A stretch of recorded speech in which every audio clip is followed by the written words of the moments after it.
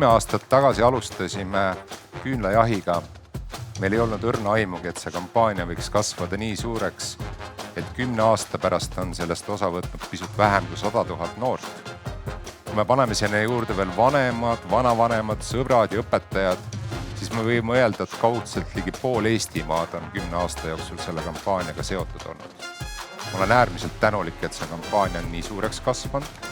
Ma olen tänulik kõigile nendele vanematele, kes on täna aidanud oma lapsi, õpetajatele, kasvatajatele, kes on suunanud neid lapsi. Ma olen tänulik partneritele. Üksi me jõuame Kuusakoskis teha palju, aga koos me jõuame kindlasti kaugemale.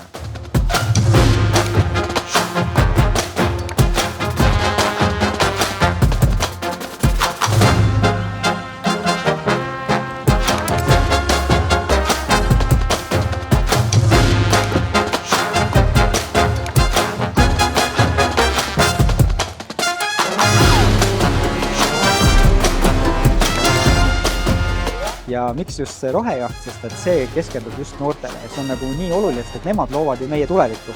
Et kui me saame kuidagi neid kuulata ja neid aidata, et nende ambitsioon ellu viia, sest nemad tahavad kõige rohkem tegelikult elada sellises puhtamas tulevikus, siis see on kõige õigem koht, kus sellest rääkida ja kus seda teadlikkust kasutada.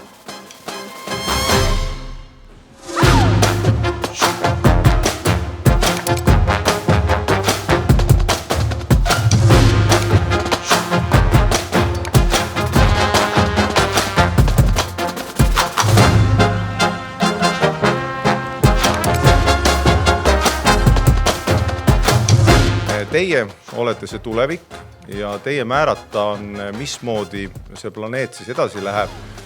Ja ärge kunagi arvake, et sammud on väiksed. Eesti jõud Euroopas on päris suur. Me oleme seal laua taga. Euroopa jõud läbi majandusmõju ja eeskuju tehnoloogiate arengu on maailmas päris suur. Nii et igaühe teie toimetamistest sõltub see, milline see Eesti, milline teie kodukant ja maailm välja näeb.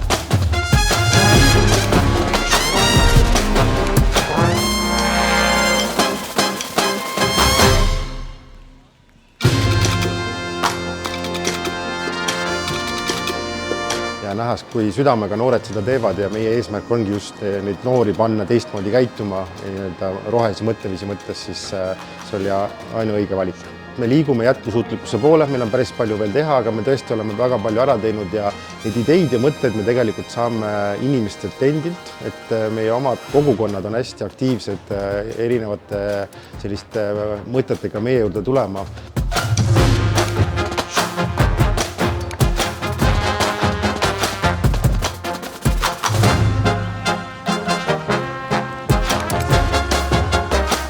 Otsustasime kaasa lüüa sellepärast, et Tallinn on ise ka väga aktiivselt keskkonnateadlikkuse tõstmises panustanud.